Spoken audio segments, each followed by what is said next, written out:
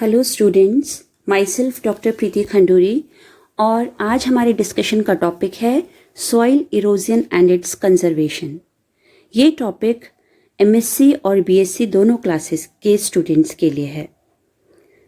तो इस टॉपिक में हम स्टडी करेंगे सॉइल क्या होती है, सॉइल इरोजन क्या होता है, वो किन कारणों से होता है और इसका कंजर्वेशन कैसे किया जाए। So first of all, what is soil? Soil is the top layer of earth surface. सबसे ऊपरी सतह, टॉप लेयर जो होती है अर्थ सरफेस की, उसे सॉइल कहते हैं। किससे मिलके बनी होती है? It is made up of, कि सॉइल वेदरिंग ऑफ रॉक से बनती है। रॉक्स के टूटन से जो मटेरियल बनता है उसे सॉइल कहते हैं। और वेदरिंग ऑफ रॉक्स 3 तरीके से हो सकती है, मैकेनिकल या फिजिकल मेथड्स, केमिकल मेथड्स और बायोलॉजिकल मेथड्स। इन तीनों एजेंसीज से रॉक यानी चट्टान की वेदरिंग होती है, टूटन होती है और उससे सॉइल बनती है। साथ ही साथ इस सॉइल में क्या मिक्स हो जाता है?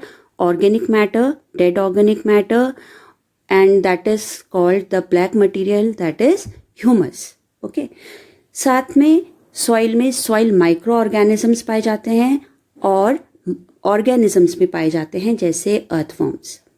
तो this mixture of all the material, the weathered rock यानी जो रॉक्स का टूटने से जो मटेरियल बनता है, plus humus, plus the microorganisms, इन सबको हम कहते हैं सॉइल। तो फॉर प्लांट्स सॉइल क्या है? Store house of water and minerals हैं। इन्हीं से पानी और मिनरल्स मिलता है प्लांट्स को। और साथ ही जो सॉइल है इसमें काफ़ी सारे ऑर्गेनिजम्स और माइक्रो ऑर्गेनिजम्स रहते हैं।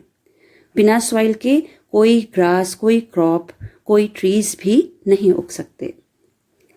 Then there are different types of soils depending upon colour के बेसिस पे, texture and chemical properties. Texture means the soil particles, the size of soil particles. So on that basis, there are different types of soil like sandy soil, clay soil, loamy soil. Say for example, sandy soil. Sandy soil का जो particle size होता है वो बहुत बड़ा होता है और soils के बीच में aeration होता है, pores होते हैं. It means कि sandy soil की porosity ज़्यादा होती है. Porosity ज़्यादा होने के कारण अगर इसमें हम पानी डालेंगे तो वो सीधे नीचे परकोलेट कर जाएगा, नीचे चला जाएगा। और सैंडी सॉइल हमेशा कैसी रहेगी? ड्राई सी दिखाई देगी। क्लेई सॉइल में क्या होता है? पार्टिकल साइज स्मॉल होता है, सॉइल पार्टिकल्स के बीच में एरेशन कम होता है, गैप कम होता है, इसलिए अगर हम इसमें पानी डालते हैं तो जो सॉइल पार्टिकल्स हैं वो स्टिक कर जाते हैं, चिपक जाते हैं। लोमी सॉइल दोनों का मिक्सचर है, सैंडी सॉइल और क्लेई सॉइल का। इसमें कुछ सैंडी सॉइल के पार्टिकल्स, कुछ क्लेई सॉइल के पार्टिकल्स होते हैं। तो इट इज सेड दैट कि loamy soil is good for agriculture. तो ये तो पार्टिकल साइज के आधार पे था, sandy, clayey and loamy soil. And then on the basis of colours there are 2 types of soil, black soil, red soil. तो this is actually a different topic जो हम अपने दूसरे वीडियो में भी लेंगे, बट यहाँ पे we are focusing on the soil erosion. So what is soil erosion? The process in which the top fertile layer of soil is lost. जो टॉप लेयर है सॉइल की, जो फर्टाइल लेयर कहलाई जाती है, अगर वो किसी कारण से हट जाती है, लॉस्ट हो जाती है या उसका लॉस हो जाता है, रिमूव हो जाती है, उसी को सॉइल इरोजन कहते हैं। सॉइल इरोजन के कारण सॉइल क्या हो जाएगी? लेस फर्टाइल हो जाएगी, because the top layer of soil is fertile. अगर वही हट जाएगी, रिमूव हो जाएगी, तो सॉइल लेस फर्टाइल हो जाएगी। देर आर वेरियस एजेंसीज जिसके कारण सॉइल इरोजन हो जाता है। देर आर वेरियस कॉजेज जिनके कारण सॉइल इरोजन होता है। तो what are those are wind, हवा से हो सकता है, पानी से हो सकता है। जब हम डिफॉरेस्टेशन कर देते हैं, प्लांट्स की कटिंग कर देते हैं, उनके कारण होता है। जो कैटल है वो अगर ओवर ग्रेज कर रही है, देन उसके कारण भी सॉइल इरोजन होता है। So we are taking all these causes one by one. तो सबसे पहले हम पढ़ते हैं बाय विंड। तो जब स्ट्रॉन्ग विंड ब्लो करती है, स्ट्रॉन्ग विंड्स आती हैं, तो टॉप सॉइल अपने ऑर्गेनिक मैटर के साथ ही क्या हो जाती है? रिमूव हो जाती है। तो ये क्यों होता है? दिस इज बिकॉज जब जो जमीन है उसमें प्लांट्स नहीं हैं, what do the plants do?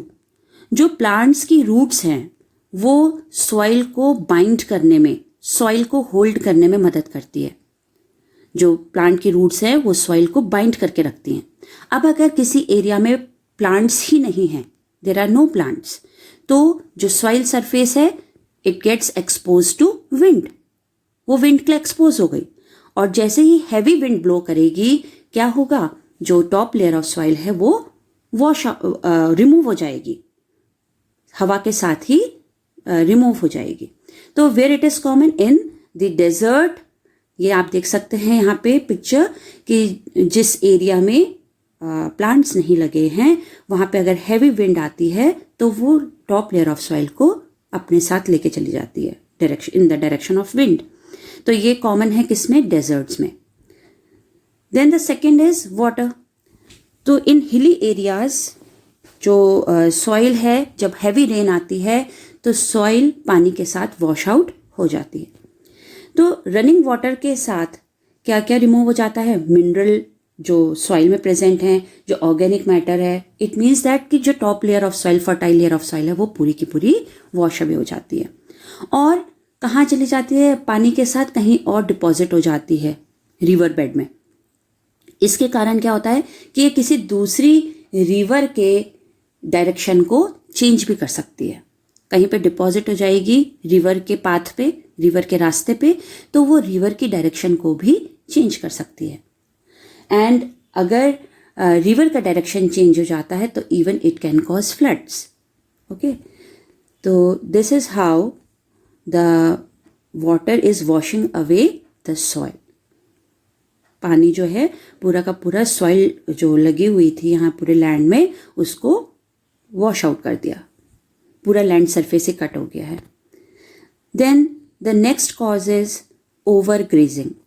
When cattle, जब जो गाय हैं और अदर कैटल हैं, जब वो ओवर ग्रेज करती हैं, मीन्स दैट सेम फील्ड में ग्रेजिंग करती हैं बार बार। तो ग्रेजिंग करने के दौरान क्या होता है कि वो घास को या जो भी प्लांट ईट अप कर रही हैं, ग्रेज कर रही हैं, उसको पूरा रूट के साथ अपरूट कर देती हैं। पूरा प्लांट रूट के साथ बाहर आ जाता है। तो इससे क्या हो रहा है? सारा का सारा जो प्लांट्स हैं वो खत्म हो जाते हैं और जो फील्ड है वो क्या हो जाती है? Without plants. The same thing happens कि जो सॉइल सरफेस है अगेन इट इज एक्सपोज्ड। जो टॉप लेयर ऑफ सॉइल है वो एक्सपोज हो गई है। Then it can be subjected to soil erosion. वो ज़्यादा प्रोन हो जाती है, वनरेबल हो जाती है सॉइल इरोजन के लिए। Then the next cause is deforestation. Ever increasing population which is the main cause. You know that कि ह्यूमन पॉपुलेशन इंक्रीज होने के साथ लोगों की नीड्स बढ़ गई हैं। So what are they doing? For agricultural fields, जो ह्यूमन हैं they are cutting down the forest. Forest की कटिंग डाउन होने से that is called deforestation. What happens कि अगर प्लांट्स कट हो जाएंगे तो there would be no roots to hold the soil. अभी हमने फर्स्ट स्लाइड में देखा था कि जो प्लांट्स हैं उनकी रूट्स सॉइल को बाइंड करके रखती हैं। तो डिफॉरेस्टेशन होने के कारण, means cutting down of forest होने के कारण, there would be no roots, there would be no plants which can hold the soil. So the soil surface, जो फर्टाइल सॉइल सरफेस है, जो टॉप लेयर ऑफ सॉइल है, वो again expose हो जाती है। And by any of the agencies like wind, water, है ना, they get eroded, they get blown off by wind और they get washed away by water. ठीक है, चाहे विंड से चाहे पानी से, it gets removed and that is called soil erosion. So this is about the deforestation. So we have studied कि what are the causes of soil erosion. Now comes the point how to conserve soil. कि जो soil erosion हो रहा है तो ऐसे soil का हम संरक्षण कैसे करें, ऐसे मृदा का संरक्षण हम कैसे करें। तो soil conservation is prevention of loss of top most layer of soil from erosion. Soil को इरोजन से बचाने को ही सॉइल कंजर्वेशन कहते हैं। ओके, तो there are various methods by which we can conserve our soil, जिसमें सबसे पहला आता है आपका afforestation. Afforestation means planting new trees, नए प्लांट्स लगाना, नए ट्रीज लगाना। ओके, तो whenever the trees are cut down, because we need to cut the trees for our use, अपने यूज़ के लिए हम ट्रीज़ को कट जरूर करते हैं, लेकिन जहाँ हम अपने ट्रीज़ को कट कर रहे हैं साथ ही साथ हमको और भी प्लांटेशन करना चाहिए। तो planting of trees is called afforestation. Then the next is crop rotation. Now what is crop rotation? Suppose कीजिए देयर आर टू क्रॉप्स, कोई फार्मर क्रॉप्स लगा रहा है अपने एग्रीकल्चरल फील्ड में, एक फसल हार्वेस्टिंग के लिए तैयार है, कटाई के लिए तैयार है, और दूसरी फसल, दूसरा क्रॉप जो वो लगाएंगे उसके सोइंग में अभी टाइम है। So the time period between the harvesting of first crop and the sowing of second crop, इसके टाइम के बीच में व्हाट डू दे डू कि they plant other crops, specially they plant leguminous plants, जिससे कि क्या ना हो, सॉइल इरोजन ना हो। ओके, तो क्रॉप रोटेशन में क्या हो जाता है कि एक crop is alternating with another crop. Same crops नहीं लगाते हैं, एक क्रॉप लगाया फिर दूसरा क्रॉप लगाया, this is called crop rotation. And specially crop rotation में they choose leguminous plants. Why do they choose leguminous plants? क्योंकि लेग्यूमिनस प्लांट्स की रूट नोड्यूल्स में राइजोबियम, सिम्बायोटिक बैक्टीरिया भी रिसाइड करता है। तो ये rhizobium what does it do? It fixes the atmospheric nitrogen and makes it available for the plants. ठीक है, तो in this way the crop जो soil है वो अपने lost minerals को भी regain कर लेती है। तो this is about the crop rotation. Then comes terrace farming. terrace farming कहाँ की जाती है? स्पेशली हिली स्लोप्स में, क्योंकि हिली स्लोप्स में कि अगर बारिश आती है तो वो वॉश अवे कर देगी सारे के सारे सॉइल को। सो इन दिस टेरेस फार्मिंग, जिसको सीढ़ी नुमा खेती भी कहते हैं, this is about the terrace farming. अगर बारिश आती है, हैवी रेनफॉल आता है, तो जो टॉप सॉइल है, टॉप लेयर ऑफ सॉइल है, ऊपर वाले स्टेप की जब वॉश अवे होगी तो वो सेकेंड स्टेप पे आके रुक जाएगी। एंड इन दिस वे पूरा का पूरा सॉइल लॉस प्रिवेंट किया जा सकता है, रोका जा सकता है। एक स्टेप से अगर सॉइल इरोड होगी तो वो दूसरे स्टेप पे आके रुक जाएगी। तो this is known as the terrace farming. Then other way is building dams. Dams क्यों बिल्ड किए जाते हैं? To prevent floods.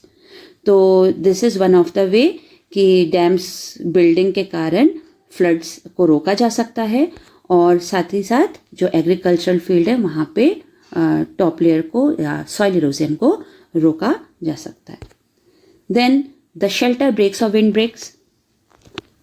फील्ड के चारों तरफ अगर large plants and trees plant कर दिए जाएं, तो एंड कैसे प्लांट किए जाएं?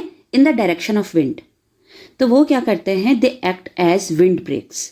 वो विंड को डायरेक्टली क्रॉप्स के कांटेक्ट में आने से रोकते हैं, एग्रीकल्चरल फील्ड में आने से रोकते हैं। In this way what can be prevented? Wind erosion can be prevented. तो ये शेल्टर ब्रेक्स और विंड ब्रेक्स क्या हैं? Large plant and trees around the field. Okay, so this is about the shelter breaks. आप देख सकते हैं यहाँ पे ट्रीज लगाए हैं और एक तरफ क्रॉप्स उग रहे हैं, तो ये ट्रीज डोमिनेंट विंड को आने से रोक रहे हैं, एक ब्रेक लगा रहे हैं उनमें। Then comes embankments. What are embankments? The strong structures along the river banks. तो रिवर बैंक्स के अलोंग क्या बनाए हैं? स्ट्रॉन्ग स्ट्रक्चर्स बनाए हैं, जिससे कि कभी अगर हैवी रेनफॉल होगा तो फ्लड्स नहीं आएंगी। फ्लड्स ओवर वाटर्ड हो जाती हैं जो रिवर्स, तो वो पानी एग्रीकल्चरल फील्ड में नहीं आएगा। तो these embankments are made along the river के साइड में बनाए जाते हैं, जिससे कि ये ओवरफ्लो ऑफ वाटर को रोक सके। Then comes soil conservation farming. कैसी फार्मिंग की जाए? नो टिल फार्मिंग और ग्रीन मैन्योर फार्मिंग। बिकॉज जो रिपीटेड प्लोइंग, बार बार जो प्लोइंग की जाती है, टिलिंग की जाती है, उससे क्या होता है? सॉइल डिग्रेड हो जाती है और इससे सॉइल में पाए जाने वाले जो अर्थवर्म्स हैं, जो ऑर्गेनिजम्स हैं, फंजाई है, वो क्या हो जाती है? खत्म हो जाती है। And you know the importance of earthworm and fungi, कि अर्थवर्म सॉइल फर्टिलिटी को मेंटेन करके रखते हैं, इंक्रीज करते हैं, और fungi in the form of mycorrhiza, you know कि माइकोराइजा क्या करता है कि प्लांट के रूट में बाइंड हो जाता है। माइकोराइजा दो तरीके से होता है। Mycorrhiza is what actually the symbiotic association of fungi with the roots of higher plants. ठीक है, तो जो फंजाई है वो हायर प्लांट के रूट में अगर बाइंडेड है और उसके साथ एसोसिएशन कर रहा है, उसे माइकोराइजा कहा जाता है। माइकोराइजा अगेन दो टाइप्स से होता है, एक्टोमाइकोराइजा एंड एंडोमाइकोराइजा। अगर रूट्स के बाहर के सरफेस पे ही फंजाई अटैच्ड है और सिम्बायोटिक रिलेशनशिप कर रहा है, then that is called ectomycorrhiza. और अगर रूट के अंदर इन्वेट कर गया है and it is performing the symbiotic association, then that is called endomycorrhiza. तो बार बार रिपीटेड प्लोइंग करने से क्या होगा कि फंजाई और अर्थवर्म्स खत्म हो जाते हैं। तो this is called soil conservation farming, की नो टिल फार्मिंग, टिलेज ना किया जाए, टिलिंग ना की जाए। Okay, so this is no till farming. Then comes salinity management. कई बार सॉइल में सैलिनिटी का लेवल बढ़ जाता है। This happens because when the soil is irrigated with salty water. Okay, तो सॉल्टी वाटर से अगर इरिगेशन किया जा रहा है, सिंचाई की जा रही है, तो सॉइल में सैलिनिटी बढ़ जाती है, सॉल्ट का अमाउंट बढ़ जाता है। और जब ऐसी सॉइल से वाटर इवेपोरेट होता है तो सॉइल में क्या रह जाता है? पानी तो उठ जाता है और सॉइल में सॉल्ट रह जाता है, और जब ये सॉल्ट ब्रेक करेगा तो पूरे सॉइल स्ट्रक्चर को खराब कर देता है। तो what are the ions responsible for salinization? जैसे sodium ion, chloride ion, potassium ion.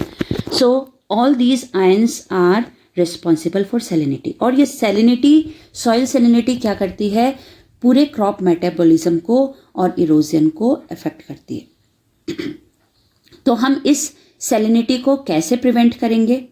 By using humic acids. Okay, क्योंकि ह्यूमिक एसिड क्या करता है? जितने भी आयंस हैं, एनायंस एंड कैटायंस, उन सबको जो है फिक्स करता है और रूट, प्लांट के रूट एरिया से इनको इलिमिनेट, दूर कर देता है। तो प्लांट की रूट क्या नहीं करेंगी? फिर इन आयंस को एब्जॉर्ब नहीं करेंगी और प्लांट प्रोटेक्टेड रहेगा against the salinity. Then what to do next is by planting the plant species which are salt tolerant. ऐसी बहुत सारी प्लांट स्पीशीज हैं जो सॉल्ट टॉलरेंट होती हैं, जिन पे सॉल्ट का इफेक्ट नहीं पड़ता है। तो ऐसी प्लांट स्पीशीज को हम उन एरियाज में लगाएं जहां सॉल्टी वाटर पाया जाता है या जहां सॉल्टी वाटर से इरिगेशन हो रहा है। Okay, so this is the picture which is showing कि जब इरिगेशन होता है सॉल्टी वाटर से और वाटर इवेपोरेट हो जाता है, तो what is left behind in the field is salt. And when the soil dries तो पूरी क्रैकिंग हो जाती है सॉइल की। Now what are the strategies? क्या क्या प्लान्स कर सकते हैं हम for management of soil salinity? Reclamation and rehabilitation. Reclamation मतलब कैसे हम सुधार लाएंगे सॉइल सैलिनिटी में, कैसे दूर करेंगे हम सॉइल की सैलिनिटी को। तो क्या क्या कर सकते हैं? ड्रेनेज प्रोजेक्ट्स, कैसे ड्रेन करेंगे। देन सम इंजीनियरिंग सॉल्यूशंस, या हम सॉइल का फिजिकल ट्रीटमेंट करें, किसी तरीके से ट्रीट करें सॉइल को, या मैकेनिकल इंटरवेंशन, खुद मैनुअल तरीके से उसमें चेंजेस लाएं। Then next is fertility management. कैसे करेंगे हम fertility management? By making some soil amendments, changes करेंगे सॉइल में, या हम अपने इरिगेशन टेक्निक्स में चेंजेस करें, या टिलेज किस तरह से करना है, या किस प्रोसेस से लीचिंग की जाए. Then adaptation techniques. और कौन सा मैनेजमेंट टेक्निक है? Adaptation technique. By breeding salt tolerance crops या reduce yield and halophytic crops. So plant breeding ये नो कि हम दो डिफरेंट पेरेंट्स की क्रॉसिंग कराते हैं जिससे कि हमें क्या मिले? हाइब्रिड मिले, और वो हाइब्रिड सुपीरियर हो अपने दोनों पेरेंट्स से. मीन्स दैट कि कोई एक वाइल्ड वैरायटी है, उसकी क्रॉसिंग हमने एक न्यू वैरायटी के साथ कराई, एक नए प्लांट के साथ कराई जो सॉल्ट टॉलरेंट है.